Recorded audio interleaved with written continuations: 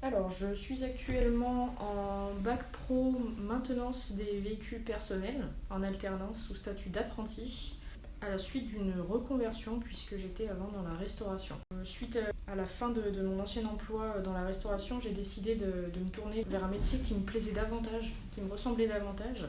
Et depuis petite, j'aime comprendre le fonctionnement de tout ce qui est moteur, des petits éléments qui permettent de faire fonctionner notamment les véhicules, démonter, remonter, voir ce qui se passe, pourquoi ça ne fonctionne pas.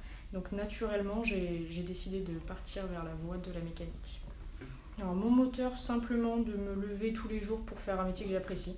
Et mon projet pro, dans un premier temps, de valider mon bac pro et si possible de pousser mes études le plus loin possible.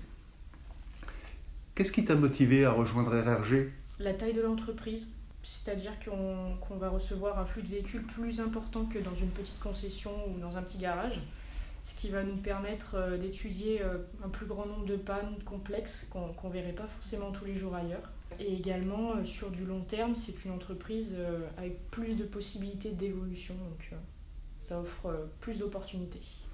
Chez RRG, tous les nouveaux arrivants, toutes les nouvelles arrivantes suivent une journée d'intégration. Tu as pensé quoi de cette journée? C'était rassurant. On a très rapidement été présentés les uns aux autres, on a fait le tour de l'entreprise. On a été mis ensuite en équipe avec notre tuteur qui nous a expliqué précisément ce qu'il attendait de nous.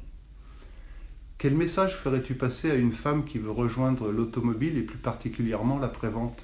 Le même message qu'à un homme, bien préciser son projet, être bien sûr que c'est la voie qu'il veut prendre, il ou elle du coup. Une fois que c'est confirmé, ne pas forcément écouter les préjugés, les stéréotypes qui peuvent exister dans ce type de métier.